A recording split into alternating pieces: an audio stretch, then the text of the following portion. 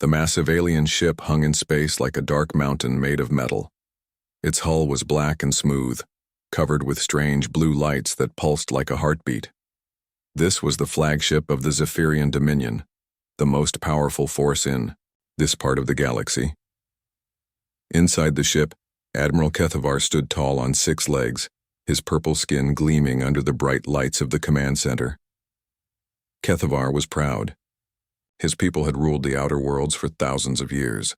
7 different alien races worked together under Zephyrian leadership. They had built an empire that stretched across hundreds of star systems. They were strong, smart, and feared by everyone who knew them. But now there was a problem. A new species had appeared in their space. These creatures called themselves humans, and they were spreading fast. Too fast. They built colonies on worlds that belonged to the Dominion. They sent ships through space lanes that had been Zephyrian for centuries. Worst of all, they acted like they had every right to be there. "Show me the human worlds again," Kethavar said to his aide, a thin green creature with 4 arms. The aide pressed some buttons and a map appeared in the air above them. Red dots showed human colonies. There were so many of them now. Just 50 years ago, humans had barely left their home world. Now they had dozens of settlements in Dominion space. "They multiply like insects," said Commander Veltar, another Zephyrian officer. "And they build their colonies so quickly. How do they do it?" Kethavar studied the map. The humans had been lucky, that was all. They had found some old technology somewhere and copied it. They were not smart enough to invent it themselves. Everyone knew humans were primitive. Their intelligence reports said so. The reports painted a clear picture. Humans fought each other, constantly. They had wars on their home planet all the time. They could not agree on anything. They had different governments, different religions, different languages. They were weak because they were divided. A strong push would break them apart like a rotten fruit. "Sir," said the communications officer, "we are receiving a message from the High Council." The hologram of High Counselor Zephna appeared before them. She was ancient, even by Zephyrian standards, with silver markings across her purple skin that showed her high rank. "Admiral Kethavar," she said, her voice cold and sharp, "the Council has made its decision about the human problem. You will deliver an ultimatum to their leaders. They have 72 standard hours to withdraw from all Dominion space. Every human ship, every human colony, every human presence must be gone." "And if they refuse?" Kethavar asked, though he already knew the answer. "Then we will remove them, ourselves, completely. Use whatever force is necessary. Make them understand that the Dominion does not make empty threats." The hologram faded away. Kethavar felt a surge of satisfaction. Finally, they would deal with these annoying creatures properly. He had been waiting for this order for months. "Prepare the fleet," he commanded. "All ships are to move into position around the major human worlds. I want them to see our power. I want them to be afraid." Within hours, Dominion warships appeared in human space. Massive battleships that could destroy entire cities with one shot. Fast cruisers with weapons that could cut through any armor. Carrier ships full of fighter craft that moved like angry wasps. The fleet was huge and terrible. Tsidant Kethavar personally delivered the ultimatum to Earth's government. He appeared on their communication screens towering and intimidating in his ceremonial armor. "People of Earth," he began, "I am Admiral Kethavar of the Zephyrian Dominion. Your species has trespassed on sacred territory. You have built colonies where you do not belong. You have ignored our warnings and continued to expand into our space." He paused, letting his words sink in. In the background, images of the Dominion fleet showed their overwhelming power. "The High Council has decided to give you one final chance. You have 72 standard hours to remove all human presence from Dominion space. Every colony must be abandoned. Every ship must return to your own territory. Every human must leave or face the consequences." Kethavar smiled, showing sharp teeth. "Do not think you can fight us. Do not think you can hide from us. We have destroyed entire species for less than what you have done. We are offering you mercy because we do not wish to waste time hunting down every last human in the galaxy. Accept this gift while you still can." The message ended. Kethvar sat back in his command chair, satisfied. Soon the humans would send their reply. It would be full of begging and promises to do whatever the Dominion wanted. They would cry and ask for more time. Maybe they would offer to pay tribute or become slaves. It did not matter. The Dominion had made its decision. Hours passed. Then came the response that changed everything. It did not come from just one source. It came from everywhere at once. Every human colony, every human ship, every human station in space sent the same message at the exact same time. The voice that spoke was calm and clear. It belonged to Admiral Sarah Chen of the Terran Defense Coalition. Admiral Kethvar and the Zephyrian Dominion. She said, "We have received your ultimatum. We have considered it carefully. Our answer is simple and final." There was a pause. Kethvar leaned forward, expecting to hear surrender. "We do not yield," Admiral Chen continued. "You came to our space demanding we abandon our homes. You threatened our people with destruction. You wanted war, Admiral Kethvar. Humanity has answered. We will see you in the black." The message ended. Kethvar stared at the empty screen, his mind struggling to understand what he had just heard. This was not how primitives were supposed to respond. This was not fear or begging. This was something else entirely. Something that made his skin crawl with an emotion he had not felt in years. Something that felt very much like fear. Admiral Kethvar did not sleep well that night. Something about the human response bothered him. The words kept playing in his mind. "We do not yield." No primitive species had ever spoken to the Dominion like that. Most races begged for mercy. Before the first shot was fired, he called for intelligence reports from all Dominion spies in human space. What he read made his blood run cold. The first report came from New Terra, a human mining colony. "Something is happening here," wrote Agent Skixva. "The humans are not running away. They are not packing their ships to leave. Instead, they are building things. Big things. The mining equipment is being turned into weapons. The children are learning to use defense systems. The elderly humans are working in factories all day and all night. They are singing while they work. Why are they singing?" Kethvar set down that report and picked up another. This one came from the industrial world of Hope's End. "The humans have stopped all normal production," reported Agent Melthos. "Every factory is now making weapons or war supplies. Civilian transport ships are being fitted with armor and guns. Food storage centers are being turned into ammunition dumps. The humans work without stopping. They do not seem tired. They do not seem afraid. This observer requests immediate extraction." The third report was even worse. From the agricultural world of New Eden came words that made Kethvar's hands shake. "The humans are not acting like any species we have studied. Corporate enemies are now working together. Pirates are joining the military. Religious groups that hate each other are sharing supplies. Different governments are acting as one voice. This should not be possible. Human psychology does not work this way. Something is very wrong here." Kethvar called his senior officers to an emergency meeting. Commander Veltar arrived first, his usually confident face now marked with worry lines. "Sir," Veltar said, "our intelligence teams are sending strange reports. The humans are not behaving as predicted." "I have read the reports," Kethvar replied. "What is your analysis? Either our spies are lying, or we have made a serious error about human nature." More officers arrived. General Thekran, leader of Dominion ground forces, looked confused and angry. "My advanced scouts report that human civilians are volunteering to fight. Not just the young and strong ones. Old humans, sick humans, even human children are asking to help with the war effort. This makes no sense. Civilians should be running away." Intelligence Chief Kvarvik brought the most disturbing news of all. "Sir, we have intercepted human communications across their entire territory. They are not using military codes. They are not trying to hide their messages. They want us to hear what they are saying." "What are they saying?" Kethvar asked. Kvarvik activated a recording device. Human voices filled the room, speaking in their strange language. The translation came through clearly. This is Captain Rodriguez of the merchant vessel Golden Dawn. We have mounted plasma cannons on our cargo ship. Request permission to join the defense fleet. This is Director Kim of the orbital factory above Harmony.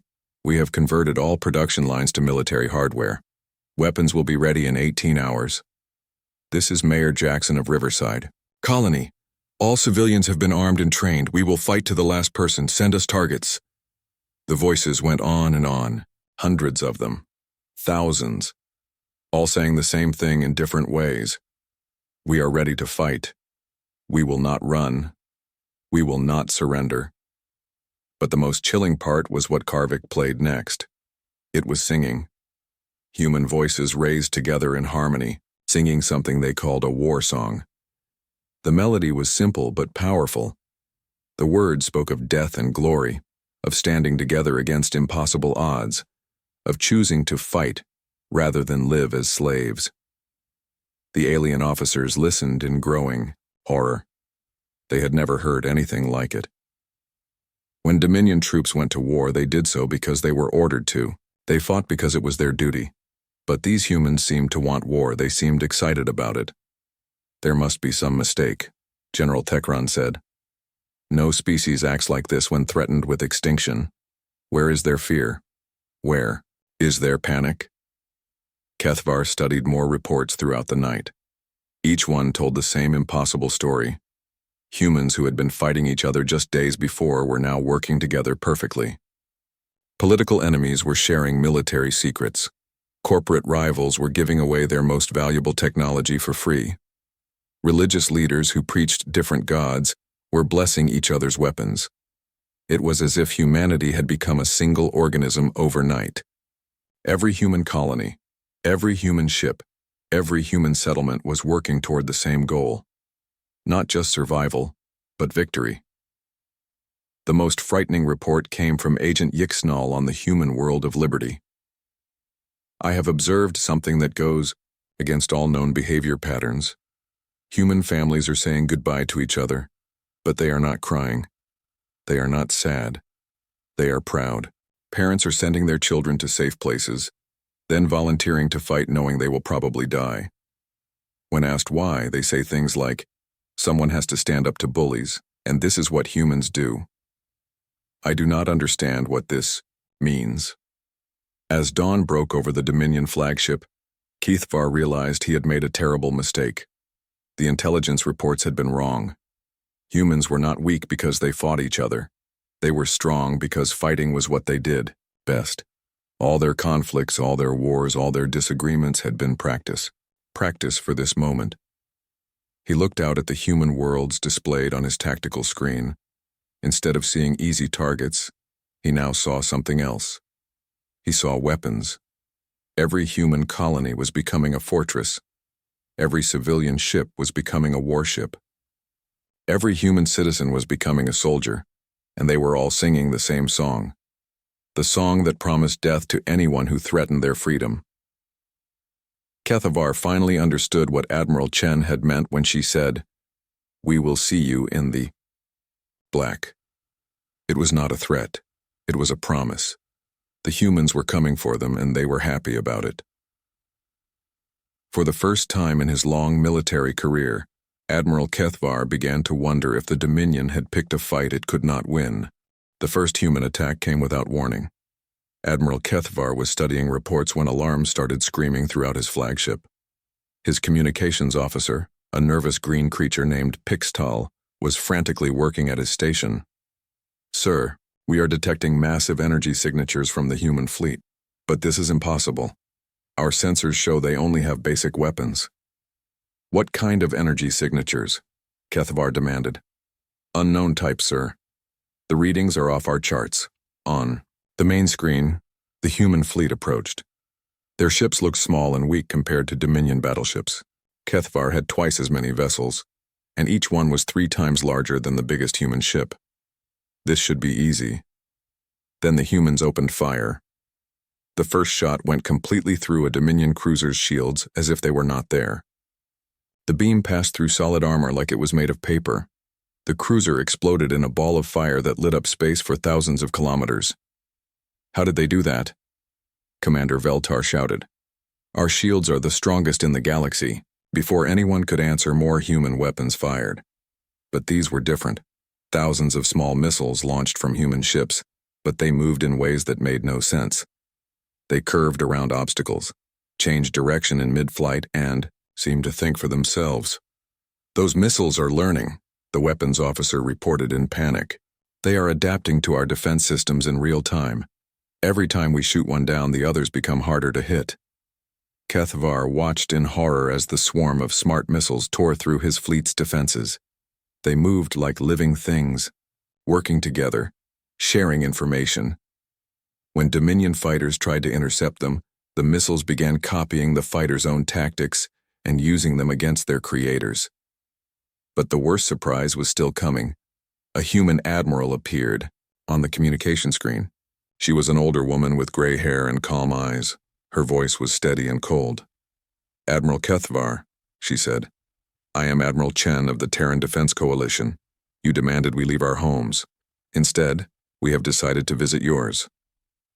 Behind her, Kethvar could see human technicians working at strange control panels.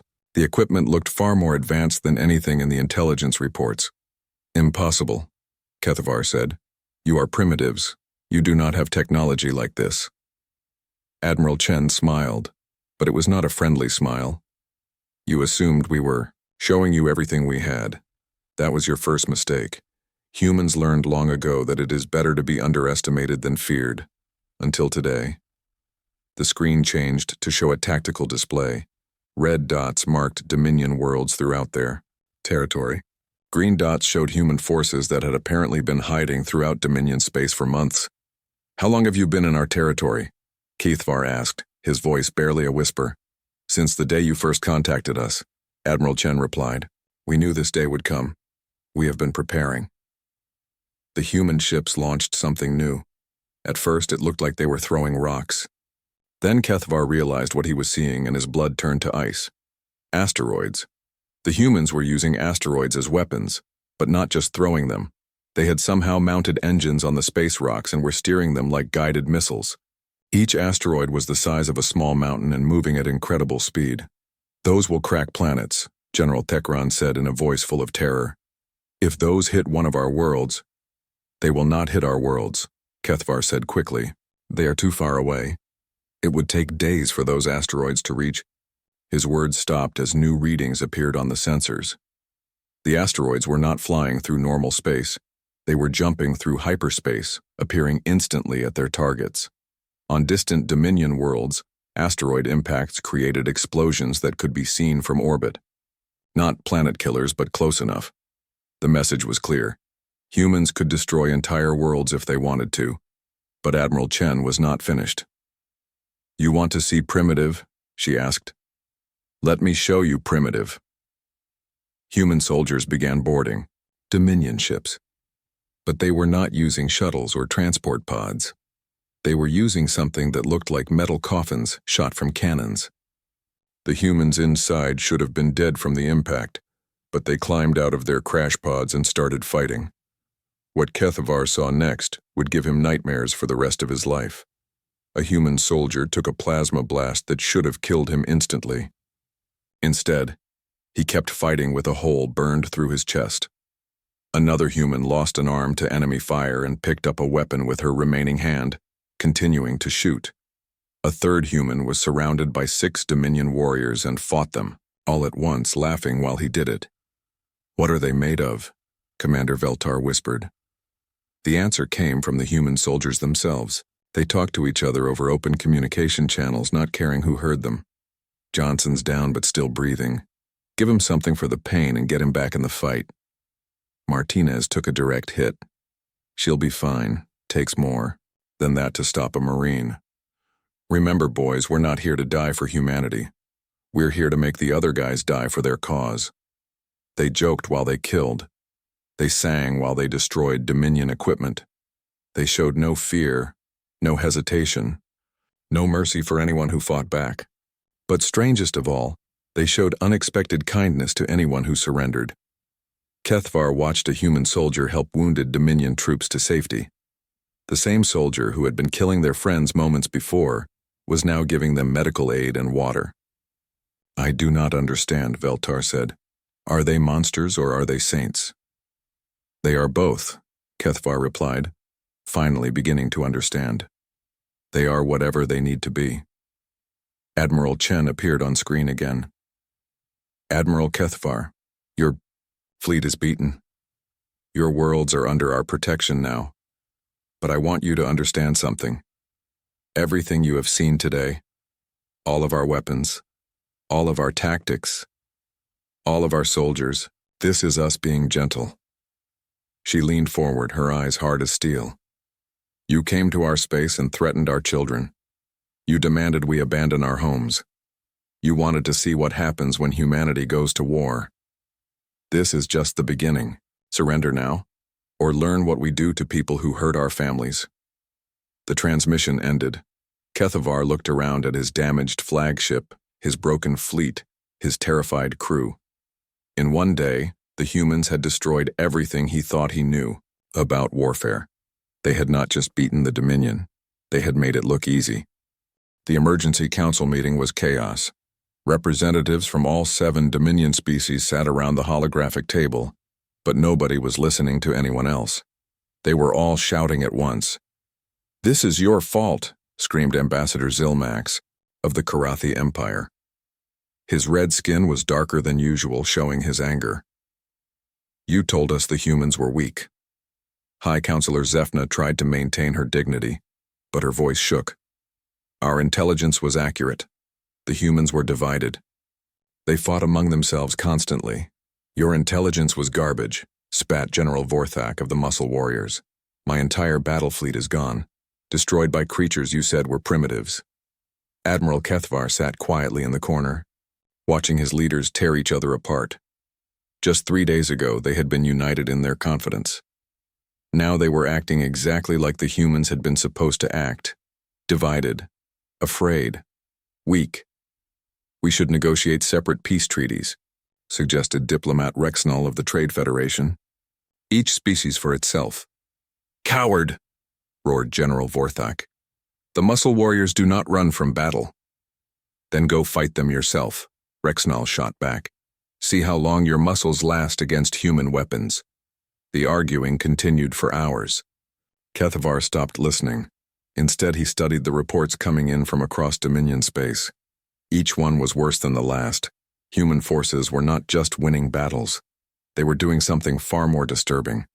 They were playing with their enemies' minds. The first psychological attack had been simple. Human soldiers broadcast their war songs on all frequencies. The melodies were strange and unsettling to alien ears. But it was the words that really bothered everyone. The humans sang about death like it was a friend. They sang about glory in battle like it was better than living in peace. They sang like they were already dead and nothing could hurt them anymore. Dominion troops began asking to be transferred away from areas where humans were fighting, not because they were losing battles, but because the human songs gave them nightmares. Then came the human prisoners. When Dominion forces captured human soldiers, the prisoners did not beg for mercy. They did not cry or ask to go home. Instead, they sat calmly and told their captors about their dead friends. Private Martinez was 22. One captured human said to his Zephyrian guards. She had a daughter back on Earth. Her daughter's name was Rosa. Rosa will grow up knowing her mother died fighting for freedom, and Rosa will remember that. The guards tried to make the human stop talking, but he continued. Sergeant Williams was from New Texas. He collected old books. His favorite was about ancient Earth warriors who never gave up. Williams never gave up either. Even when you shot him, he kept fighting. He died with a smile on his face. Hour after hour, the human prisoners recited names and stories. They spoke about their fallen comrades like they were reading from a holy book. They made each dead human sound like a hero from legend. But the worst part was what they said at the end. "They are all coming for you," the prisoners would say in voices that never changed. Every human who loved them, every human who knew them, every human who heard their story. They are coming, and they will not stop until every one of you pays for what you did. The psychological pressure was unbearable. Dominion soldiers began surrendering rather than risk capturing more human prisoners. Those creepy, calm voices talking about death and revenge were worse than any torture. Then humans began showing mercy, and that made everything worse. Human forces would completely destroy a Dominion fleet, then rescue the survivors and give them medical treatment. They would capture a Dominion base, then let the defenders go home with messages for their families. They would bomb a military target to rubble, then send aid to nearby civilian populations. The pattern made no sense to Dominion. Military minds. How could the same species be both merciful and merciless? How could they save lives and take lives with equal ease? Admiral HFY finally understood when he read a report from Commander Yixnal, one of the few Dominion officers who had actually spoken with human leaders. The humans do not see this as a war between species, Yixnal wrote. They see it as a war between ideas. They will destroy anyone who threatens their freedom, but they will help anyone who chooses to live in peace. They are not trying to conquer us. They are trying to teach us. The lesson is simple. Leave humans alone, and humans will leave you alone. Threaten humans, and humans will end you. The selective mercy was more terrifying than total brutality would have been. If humans killed everyone, Dominion forces could understand that. But humans who chose when to kill and when to heal were unpredictable. Unpredictable enemies were the most dangerous kind. The breaking point came when the Karathi Empire tried to make a separate peace deal with humanity. Ambassador Zilmak secretly contacted Admiral Chen and offered to withdraw from the war in exchange for keeping his people's homeworlds. The human response was broadcast to every Dominion leader. The Karathi Empire may surrender and keep their territory, Admiral Chen announced, but they will also provide full military support to help us end this war quickly. Anyone who wants peace must help us achieve peace. Anyone who wants to keep fighting can fight alone. Within hours, 3 more Dominion species contacted the humans with surrender offers. They all agreed to the same terms. Keep your worlds, but help us defeat anyone who still wants to fight. The mighty Dominion coalition was tearing itself apart. General Vorthak of the Muscle Warriors was left with only 2 allies, the Zephyrians and the Shadow Collective. 3 species against humanity and 4 former Dominion races. We can still win, Vorthak insisted during the final emergency meeting. We are still strong. Admiral HFY looked at his old friend and shook his head. We already lost. We lost. The moment we thought humans were weak. We lost the moment we thought they would run. We lost the moment we gave them a reason to unite. He stood up and walked toward the door. Where are you going? High Counselor Zephna demanded. To contact Admiral Chen, HFY replied. To beg for mercy before she decides we do not deserve it. Behind him, he could hear his leaders still arguing about how to win a war that was already over. The negotiation room was silent except for the soft humming of air recyclers. Admiral HFY sat across from Admiral Sarah Chen at a simple metal table. No grand ceremony, no formal declarations, just 2 military leaders discussing the end of a war that should never have begun. HFY looked older than he had just weeks before.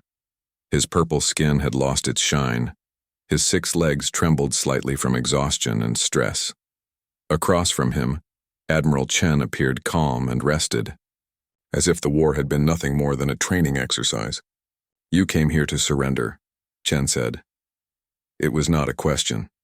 Yes, HFY replied. His voice was barely a whisper. The Dominion formally surrenders to humanity. We accept whatever terms you offer. Chen nodded and pulled out a datapad. The terms are simple. All contested systems become human territory. All Dominion military forces withdraw to your core worlds. You will pay for rebuilding what you destroyed. You will provide full information about your weapons and ship designs. HFY waited for more. When nothing came, he looked up in confusion. That is all? Were you expecting something else? Occupation of our worlds. Slavery. Destruction of our fleets. The complete surrender terms that the Dominion gives to defeated enemies. Admiral Chen leaned back in her chair. Admiral, we are, not you. We did not start this war to conquer anyone. We started it to protect our people. The war is over.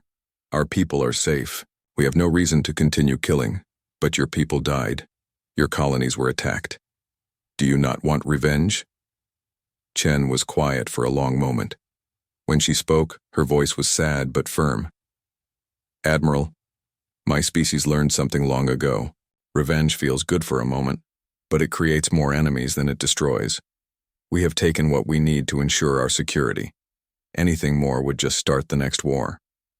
Kethavar signed the surrender documents with shaking hands. As he finished, he looked up at the human admiral. I must ask, the weapons you used, the tactics, the unity of your people, how long have you been preparing for this war? We have been preparing for this war since the first human looked up at the stars, Chen replied. Not this specific war, but some war. We knew that eventually we would meet someone in space who wanted to hurt us. We hoped we were wrong, but we prepared anyway.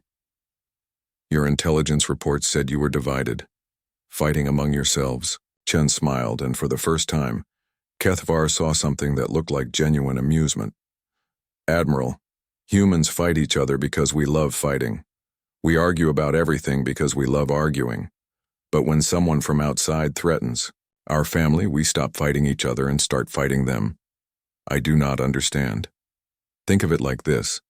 Humans have many different ideas about how to live. Sometimes we fight wars about those ideas. But underneath all the different ideas is one idea that every human shares. We will not be slaves. We will not bow to anyone who tries to make us bow. We would rather die fighting than live kneeling. Kethavar thought about this. So the fighting between humans makes you stronger. It makes us practiced, Chen corrected. Every human conflict teaches us new ways to fight. Every argument teaches us new ways to think. Every disagreement teaches us new ways to solve problems. When you threatened us, we had thousands of years of practice at war, and we used all of it. The formal surrender ceremony took place on a neutral space station. Representatives from dozens of species came to witness the end of the Dominion War, but most of them came to see the humans who had defeated the most powerful military force. In known space, what they saw surprised them. Human soldiers were professional but not arrogant. Human diplomats were firm but not cruel. Human leaders spoke of peace and rebuilding, not conquest and glory. But everyone noticed the way other species looked at humans now. There was respect, but also fear. Word had spread throughout the galaxy about the species that became more dangerous when threatened with extinction. After the ceremony, Kethavar found himself alone with Admiral Chen one last time. I have a question, he said. During the war, your people seemed to enjoy fighting. They sang songs about death. They volunteered for dangerous missions. They acted like war was a celebration. But now you speak of peace. Which is the real humanity? Chen thought carefully before answering. Both. Humans are capable of great violence and great kindness, great destruction and great creation, great hatred and great love. The choice of which side you see depends on how you treat us. And if someone threatens humanity again, then they will learn the same lesson you learned. Humans at peace are wonderful neighbors. Humans at war are the most dangerous force in the galaxy. Kethavar left the station and returned to his home world. He spent his remaining years writing reports and warnings for future generations. His most famous work was called The Human War, a military analysis. The final paragraph became required reading at every military academy in known space. There are species in this galaxy that are stronger than humans. There are species that are smarter than humans. There are species that are faster than humans. But there is no species more dangerous than humans when they are fighting for their survival. They do not simply defend themselves. They do not simply drive away attackers. They become something more than they were before. They evolve during battle, learning and adapting and growing stronger with every attack. Most species fight to live. Humans live to fight. Most species see war as a terrible necessity. Humans see war as a test that makes them better. If you meet humans in space, be polite, be respectful, be honest about your intentions. Because if you give them a reason to fight you, you will discover that they have been preparing for that, fight their entire existence. and they will be very, very good at it. The warning was translated into every known language and broadcast throughout the galaxy. Most species heeded it. A few did not. Those few learned the same lesson the Dominion had learned. When humans march to war, they do not march to die, they march to win.